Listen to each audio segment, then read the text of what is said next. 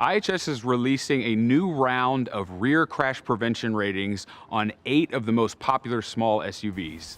These ratings evaluate vehicles' ability to help drivers avoid crashes while they're backing up.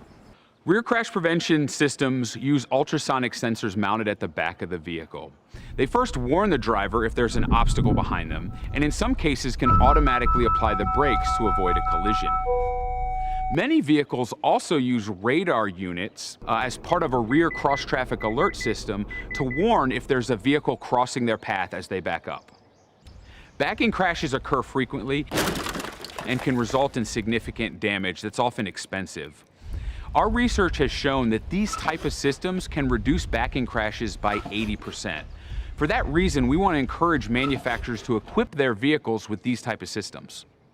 4 of the 8 small SUVs earned our top rating of superior. They were the Ford Escape, the Honda CR-V, the Mitsubishi Outlander, and the Subaru Forester. The Ford Escape was our top performer. It only impacted the passenger car target in 1 of our 24 test trials. 3 vehicles earned our advanced rating. They were the Mazda CX-5, the Toyota RAV-4, and the Volkswagen Taos.